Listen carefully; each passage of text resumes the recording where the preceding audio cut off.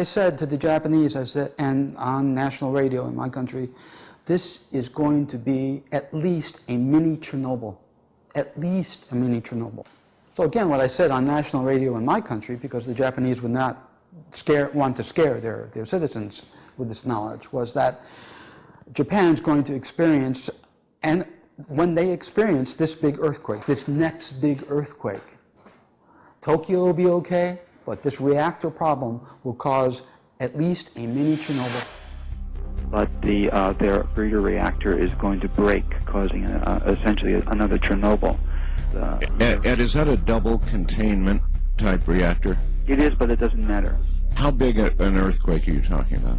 We're talking about a pretty big earthquake. These reactors in Japan are designed to take earthquakes up to about 7.8 without even breaking. Right. And so we're talking about a real catastrophic earthquake, a very big shaker that does not do a lot of damage to Tokyo. We know, for instance, we believe, based upon our work, and have described this for the Japanese viewing audience, the large modern skyscrapers standing. On March 11, 2011, this tragic prediction came to pass. A massive 8.9 earthquake struck off the coast of Japan, resulting in a tsunami that swept across the Japanese landscape, engulfing entire towns. Just as Ed Dames predicted, power plants were damaged, resulting in the worst nuclear disaster since Chernobyl. As the world watched these predictions come to pass, the inevitable question followed: how much time do we have left until the kill shot is upon us? The time problem is a big bugbear. We can see an event. I used to see loosely. We can perceive big events, all of these types of big events, in the future, just like one could see a big mountain range in the future. You can see it ahead, but we don't have the parallax, in terms of an analogy, we don't have the parallax vision to adjudge the distance to this big mountain. We can only guess it. There's a very similar situation we have in remote viewing. We can perceive these events ahead, but we can't adjudge the distance in time. So it's still a big problem for us. That's why we had to go through this nut roll about looking at the preceding events that lead up to this huge catastrophic disaster on Earth. When is this going to happen? Because that's the big one. That's the big question. When is it going to happen? So much time has been dedicated by remote viewers, my team and others, individuals, to attempt to discern this. And again, since mind is outside of time, we cannot put a calendrical date on the beginning of this sequence. But what we've done over the years is establish preceding events, large, recognizable preceding events that lead up, that we can see, are dominoes that lead up to the beginning of this kill shot sequence. Many of these preceding events have already come to pass, including the shot across the bow, the killer crop fungus, and the Japanese disaster. But what else do viewers foresee coming over the horizon? We picked up the use of a nuclear weapon on the Korean Peninsula by the North Koreans, and this event would be one of the last events that humans recognize before the kill shot sequence begins. We haven't seen that yet.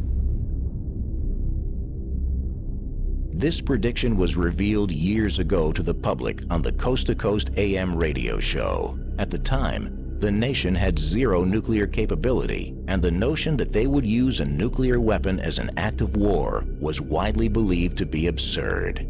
As time went on, the idea and the first nuclear test happened in North Korea. That got the attention of a lot of people who had heard my prediction, saying, "Uh-oh, I hope he's not right. That was just a test." But they are certainly developing, and we know now. We remote view the fact that they're developing at least atomic mines, underwater mines, against U.S. subs. We know that as remote viewers, and we know that they're going to pop a nuke in anger because that event was so big. It's not a little epiphenomena like a baseball game or something like that. It's a big event in history. We're not prophets. We're not prophesying. We're just using remote viewing to look that way in a particular direction at the particular topic.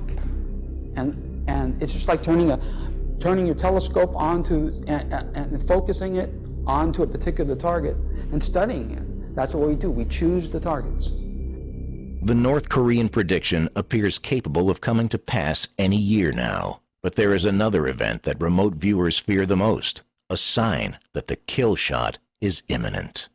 What would be that final recognizable event just prior to the kill shot sequence? The best that we could come up with, pushing ahead, the best that we could come up with was what appeared to be a space shuttle being forced down by what appears to be a meteor shower or something like that. For those of you who are not remote viewers, let me give you a little bit of insight into what remote viewing is in terms of a skill set. Most of the information that we derive from a target is in terms of word idea concepts, patterns of information that we perceive and turn into word, search our memory for words and apply those words, a written word on a piece of paper, and move on. The information we had that led us to believe that we're dealing with a space shuttle as a final precursor event to space shuttle coming down, as a final precursor event to the kill shot, was a collection of those rough sketches. So analytically, we're saying it looks like the space shuttle coming down.